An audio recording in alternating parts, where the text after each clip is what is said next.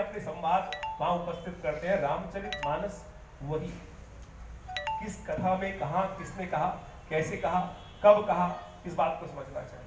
कथा वहां पहुंची कि भगवान विनय पूर्वक कार्य को करने के लिए जो मर्यादा पुरुषोत्तम की काष्ठा होती है कि यानी मैं ही सब कुछ नहीं करूंगा, कि संसार की पराकृति का सब अंश जो है वो परिपूर्ण है और वही सब कुछ करने का सामर्थ्य रखता है। ये कथा उस सार को समझाने का प्रयास करती है। जब विभीषण जी से प्रभु ने कहा कि आपके यहाँ तो उड़ने की माया व्याप्त है, क्या आप हमारी समस्त सेना को वो विद्या सिखा सकते हैं कि जिससे सिंधु को पार कर जाए? तो विभीषण जी कहते हैं प्रभु को, प्रभु इसमें तो बहुत लंबा लग जाएगा, कब साधना के लोग पराकाष्ठा प्राप्त करेंगे और कब उड़कर इस सिंधु को पार करेंगे? अब सिंधु को कैसे पार किया जाए? ये तो असंभव है कि इसके ऊपर पुल बांध दिया जाए। तब विभीषण जी कहते हैं कि हे प्रभु, ये सागर जो है ना, ये आपके पूर्वज ही है। एक तरह से आपके पूर्वज महाराज सगर ने इस सागर पर कृपा की थी, उपकार किया था, उन्हीं की कृपा से सागर बना। कहा जाता है महाराज सगर जो थे वो जब रथ लेके चले तो पूरे जहां जहां उनका रथ चला वहां पृथ्वी ओली होती चली गई और वहीं सागर निर्मित। तो महाराज सगर की कथा इस प्रकार से संसार में आती है। तो भगवान को विभीषण जी याद दिलवाते हैं, तो आप सागर से ही कहिए कि आपको वो कहीं ना कहीं रास्ता दे। तो भगवान कहते हैं बड़ा सुंदर आपने यहाँ पर आख्यान रखा, मैं बिल्कुल विनय पूर्वक सागर से ही प्रार्थना करता हूं, तो आप मुझे ये संसार, इस रास्ता बताएं कि मैं कैसे अपने कार्य को पूर्ण करने के लिए इस सागर को आप मुझे पार करने का रास्ता बताएं। 3 दिन तक वहां बैठे रहे और तब जब सागर को भी अहंकार उत्पन्न हो गया, शंका मन में उत्पन्न हो गई कि कैसे भगवान, ये कैसे भगवान है कि मेरे आगे हाथ जोड़कर बैठे हैं, तो शंका मन में उत्पन्न हो जाए। गरुड़ के समान शंका उत्पन्न हो गई कि कैसे। इस पूरी कथा के अंदर अनेक बार अनेक लोगों को शंका उत्पन्न हुई। जयंत को उत्पन्न हो गई शंका, ये भगवान है, ये तो सीता जी का श्रृंगार कर रहे हैं। कैसे कर रहे हैं? अरण्य कांड में भगवान ने, सोचो इस ग्रंथ में स्त्री की पूजा किस प्रकार से की गई। किसी और धर्म में कभी आपने सुना कि किसी श्रेष्ठ मानव ने मां भगवती का श्रृंगार स्वयं अपने हाथ से किया?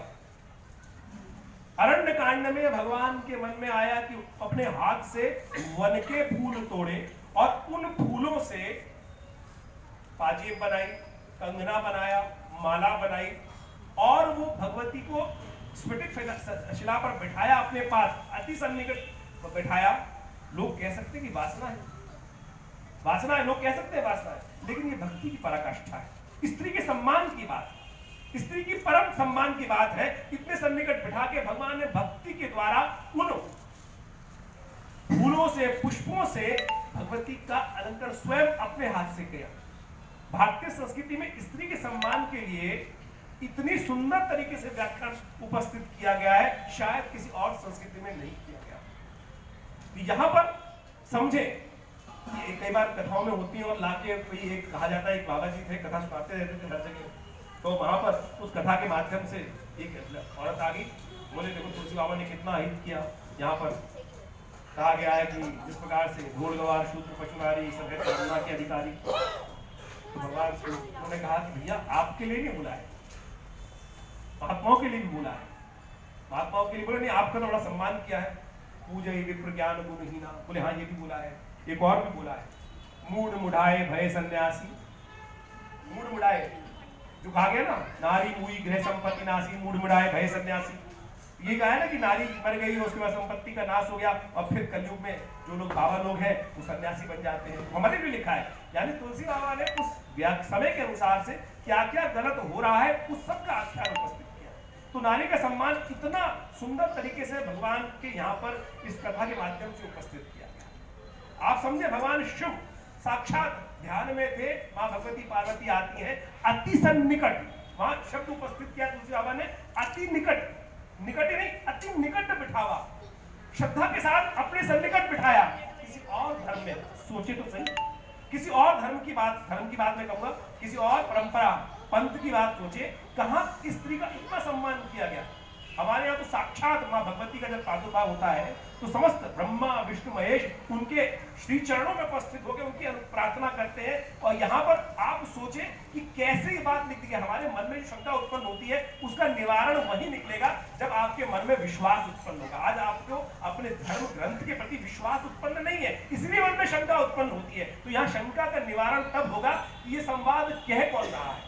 ये संवाद यहाँ पर जो उपस्थित चल रहा है इस वक्त, यहाँ जो संवाद उपस्थित करेगा कि जब सिंधु डर के मारे, जब भगवान यहाँ तीर धारण करेंगे, ब्रह्मास्त्र धारण करेंगे कि तेरे को मैं सुखाता हूँ, अब तब जाके वो पहचानता है, अरे भैया ये तो श्री हरि है साक्षात। तब जाकर हाथ जोड़कर मूड कहा गया है यहाँ पर कि मूड आता है और वो कहता है कि वो अपने भाव को वहां उपस्थित करता है जिसने भगवान को नहीं पहचाना। संवाद है, भगवान ने नहीं कहा ये ढोल गवार शूद्र पशु नारी। और इसका मूल अर्थ समझना पड़ेगा सिद्धांतिक तौर पर। जब तक इसका मूल अर्थ नहीं समझेंगे, यहाँ ताड़ना की बात, पिटाई की बात नहीं की गई। ताड़ना का अर्थ पिटाई से कहीं नहीं लगाया गया। चाणक्य ने एक नीति लिखी कि जब बच्चा छोटा हो 5 साल तक उसको खूब लाड प्यार करो, जब 5 से 10 साल का हो जाए तो ताड़ना दो, अगर बच्चों को सुधारना हो। वहां ताड़ना शब्द उच्चारण किया है। ताड़ना का मतलब है कंट्रोल। कंट्रोल मैनेजमेंट का एक रूल है कि ताड़ना का मतलब पिटाई